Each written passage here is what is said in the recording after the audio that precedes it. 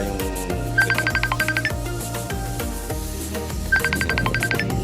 talagang ano siya, yung gitna po niyan nasunog na. Kaya nagkaroon na siya ng corrosion sa pagitan ng mga resistance niya.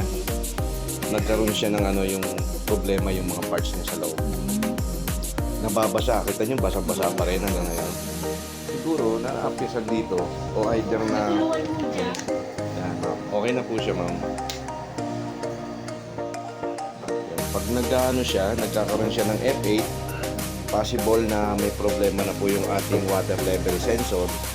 Yung po yung sanhi ng pagkabasa o either na corrosion niya, nagkaroon na ng resistance yung mga niya, tsaka nagbabago-bago na po sa tester. Yan, kaya yan, spin pa lang ho tayo kasi testing pa lang ho natin siya. Yan, okay na siya.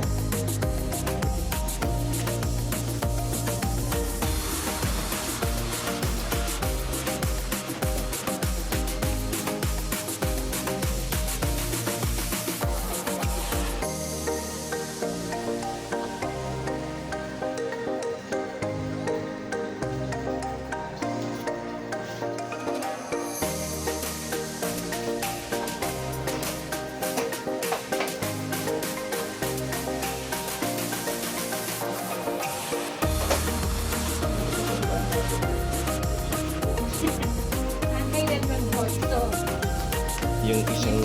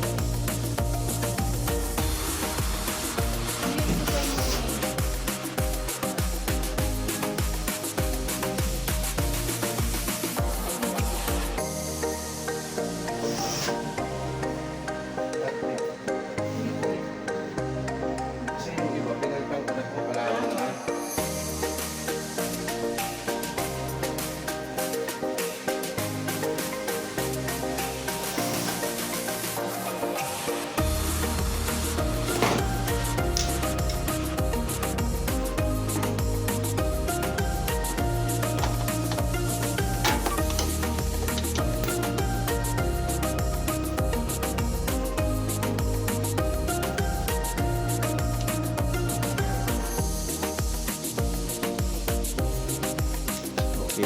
Bali ito guys, isang Midea po yung ating ginawa. Pinakita ko po sa inyo is 8.5 kilograms.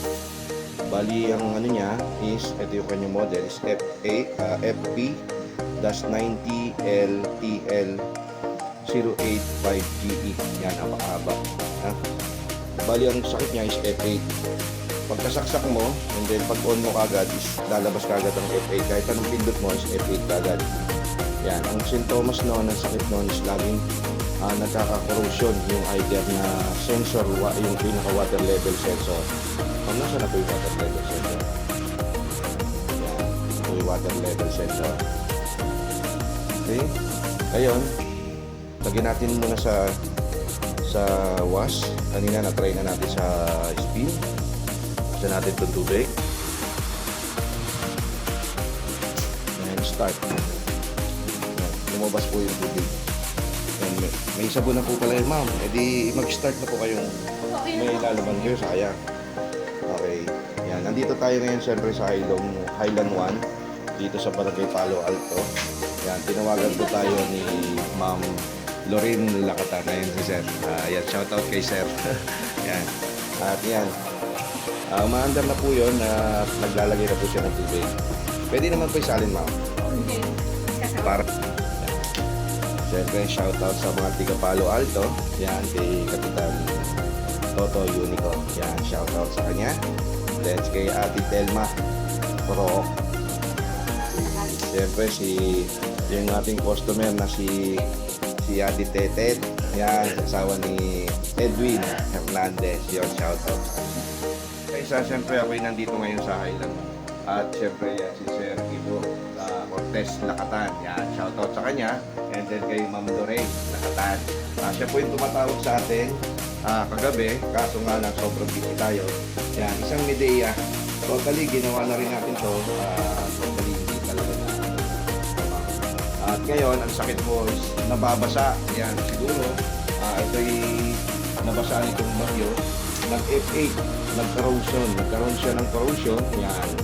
Kaya pag nagkaroon doon ng F8, ito na po yun. Either na punasan nyo na kagad para hindi lumala. Kaso, ito'y sunog na. Luto na. No. Siyempre, bago tayo magsimula, welcome to my vlog. Brian Peter.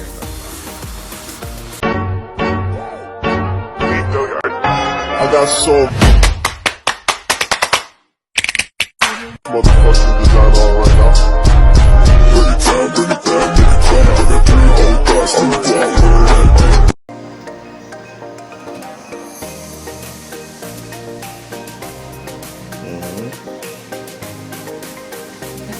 Yung water level po, baba nyo lang po.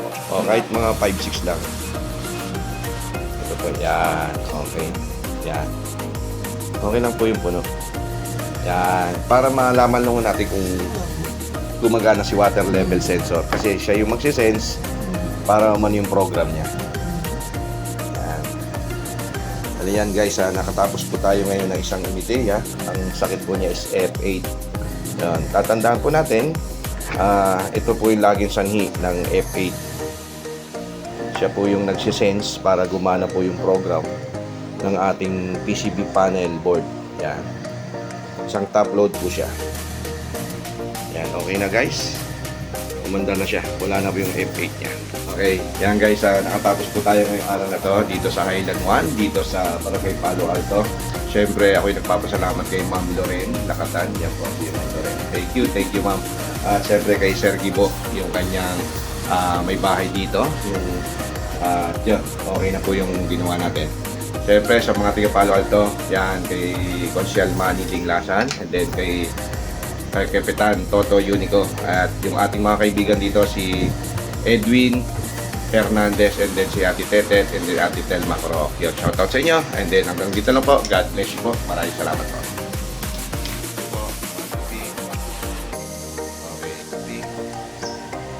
Okay. Check.